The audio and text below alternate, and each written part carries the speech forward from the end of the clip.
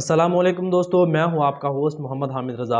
आज का हमारा टॉपिक है पीएएफ एरोनॉटिकल इंजीनियरिंग के बारे में। आज मैं आपको इस वीडियो में बताने वाला हूं कि what is aeronautical engineering in PAF. PAF में जो एरोनॉटिकल इंजीनियरिंग होती है वो क्या होती है, इसका क्राइटेरिया क्या है, इसका जो सिलेक्शन प्रोसीजर होता है वो क्या होता है। जो एरोनॉटिकल इंजीनियर होता है पीएएफ में, पाकिस्तान एयरफोर्स में रहते हुए उसकी क्या ड्यूटीज़ होती हैं, वो क्या रोल प्ले करता है, उसके फ़राइज़ क्या क्या होते हैं। तो बात करते हैं कि व्हाट इज़ एरोनॉटिकल इंजीनियरिंग। जो एरोनॉटिकल इंजीनियरिंग है वो क्या है। तो एरोनॉटिकल इंजीनियरिंग जो है वो फ्लाइंग मशीन्स के डिज़ाइंस की तैयारी करने की स्टडी है या एयरक्राफ्ट्स की तैयारी करने और इनकी देखभाल करने की टेक्निक है। उनमें मिलिट्री एयरक्राफ्ट्स आ जाते हैं, कमर्शियल एयरक्राफ्ट्स होते हैं, फाइटर जेट्स होते हैं, मिसाइल्स होती हैं और इसके अलावा स्पेस क्राफ्ट्स वगैरह शामिल हैं। अब बात करते हैं कि इसका क्राइटेरिया क्या है। पाकिस्तान एयरफोर्स में एरोनॉटिकल इंजीनियर बनने के लिए इसका क्या प्रोसीजर है, क्या क्राइटेरिया है, उनकी क्या क्या रिक्वायरमेंट्स हैं। तो सबसे पहले बात करते हैं कि नेशनलिटी की। नेशनलिटी जो है आपकी male and female citizen of Pakistan होनी चाहिए। जो कैंडिडेट है वो मेल भी हो सकता है, फीमेल भी हो सकता है। मेल और फीमेल दोनों इसके लिए अप्लाई कर सकते हैं। एरोनॉटिकल इंजीनियरिंग के लिए मेल एंड फीमेल दोनों ही अहल हैं। तो एज की बात करें तो एज जो कैंडिडेट की है वो 16 साल से 22 साल तक होनी चाहिए। उसके अलावा अगर बात करें हाइट की तो हाइट जो मेल्स और फीमेल्स दोनों के लिए अलग अलग रिक्वायरमेंट्स हैं। जो मेल की हाइट है वो कम अज़ कम भी 163 सेंटीमीटर यानी 5 फुट 4 इंच होनी चाहिए। जो फीमेल्स हैं उनके लिए जो हाइट की रिक्वायरमेंट्स है वो और है, यानी कम अज़ कम उनकी भी जो हाइट है वो 157 सेंटीमीटर यानी 5 फुट 2 इंच कम अज़ कम उनकी हाइट होनी चाहिए। तो अगर एजुकेशनल क्वालिफिकेशन की बात करें तो कैंडिडेट का एफएससी पास होना लाजमी है और कैंडिडेट ने एफएससी प्री इंजीनियरिंग 60% मार्क्स के साथ पास की हो, ये उसके लिए लाजमी है। ये एजुकेशनल क्वालिफिकेशन का क्राइटेरिया है पीएएफ में एरोनॉटिकल इंजीनियरिंग के लिए अप्लाई करने का। अब बात करते हैं कि इसका सिलेक्शन प्रोसीजर क्या है, इसके सिलेक्शन के लिए क्या क्या मराहल आते हैं। तो सबसे पहले आप पीएएफ की ऑफिशियल वेबसाइट से अपने रजिस्ट्रेशन करवाएंगे। रजिस्ट्रेशन के बाद आपका इनिशियल टेस्ट होगा। इनिशियल टेस्ट जो आपका होगा वो कंप्यूटर पर होगा, आपके मुतलका स्टेशन पर, आपके मुतलका जो टेस्ट स्टेशन होगा, आपका टेस्ट सेंटर होगा, वहाँ पर आपका कंप्यूटर पर टेस्ट होगा। इनिशियल टेस्ट में आपका सबसे पहला टेस्ट जो होगा इंटेलिजेंस को होगा, उसके बाद आपका इंग्लिश का टेस्ट होगा, फिर फिजिक्स का और उसके बाद आपका मैथ का टेस्ट होगा। ये टेस्ट क्वालिफाई करने के बाद आपका मेडिकल होगा, इंटरव्यू होगा, उसके बाद आपका आईएसएसबी होगा। आईएसएसबी से रिकमेंड होने वाले स्टूडेंट्स का फाइनल मेडिकल होगा। उसके बाद आपका फाइनल मेरिट बनाया जाएगा।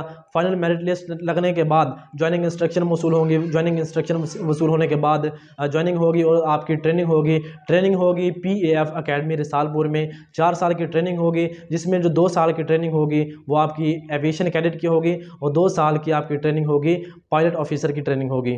ट्रेनिंग आपकी 4 साल की होगी, जिसमें 2 साल के लिए आपकी एविएशन कैडेट की ट्रेनिंग होगी और जो 2 साल बाकी होंगे उसमें आपको पायलट ऑफिसर्स की ट्रेनिंग दी जाएगी, आपको फ्लाइंग की ट्रेनिंग दी जाएगी। तो ऐसे स्टूडेंट्स जिन्होंने एफएससी प्री इंजीनियरिंग की है तो मैं उनको यही रिकमेंड करूंगा, उनको यही ओपिनियन दूंगा कि अगर आप पायलट के लिए अप्लाई करना चाहते हैं तो आप जीडीपी में अप्लाई करने की बजाय आप एरोनॉटिकल इंजीनियरिंग में अप्लाई करें। आप जीडीपी में अप्लाई करेंगे तो आप सिर्फ एक फील्ड में रहेंगे, उसमें आप सिर्फ और सिर्फ फ्लाइंग कर सकते हैं। लेकिन अगर आप एरोनॉटिकल इंजीनियरिंग के लिए अप्लाई करते हैं तो आप दो फील्ड्स में जाते हैं। एक तो ये होता है कि आप इंजीनियरिंग फील्ड में अपने खिदमत सर अंजाम दे रहे हैं और दूसरा आपको फ्लाइंग की भी ट्रेनिंग दे दी जाती है, आपको पायलट ऑफिसर की भी ट्रेनिंग दी जाती है।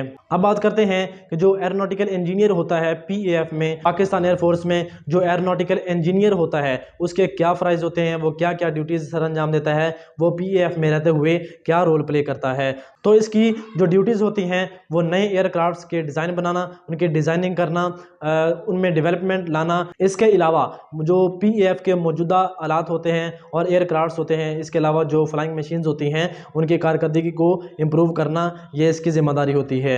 इसके अलावा एयरफोर्स के शोबे को आगे बढ़ाने के लिए रिसर्चेस कंडक्ट करना और न्यू से न्यू डेवलपमेंट लाना इसकी ड्यूटी होती है। इसके अलावा एयरक्राफ्ट्स जो होते हैं, पीएएफ के एयरक्राफ्ट्स होते हैं, उनकी सेफ्टी और उनकी रिलायबिलिटी को बेहतर बनाने के लिए मटेरियल, कंपोनेंट्स और सिस्टम तैयार करना और उनकी जांच पड़ताल करना, एयरक्राफ्ट्स के मटेरियल की देखभाल करना, उनको रिपेयर करना और इस बात को यकीनी बनाना कि सारा जो मटेरियल है वो एक प्रॉपर वर्किंग ऑर्डर में है।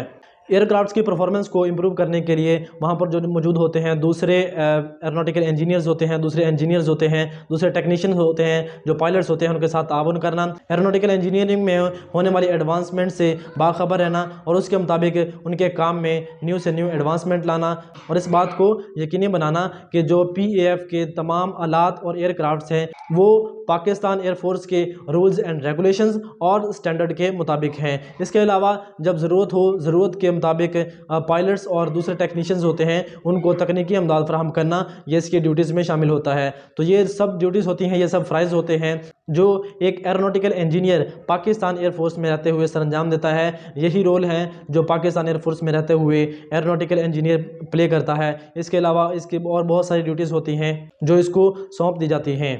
तो आई होप सो कि आपको ये हमारी वीडियो अच्छी लगी होगी। तो इस वीडियो को लाइक कीजिए। आपकी कोई भी क्वेरी हो, आपको कोई कन्फ्यूजन हो, आपका कोई भी क्वेश्चन हो, आप कमेंट सेक्शन में पूछ सकते हैं। तो हमारे इस चैनल को सब्सक्राइब करना ना भूलिएगा। तो मिलते हैं नेक्स्ट वीडियो में, तब तक के लिए अपना ख्याल रखिएगा। तब तक के लिए अल्लाह हाफिज़।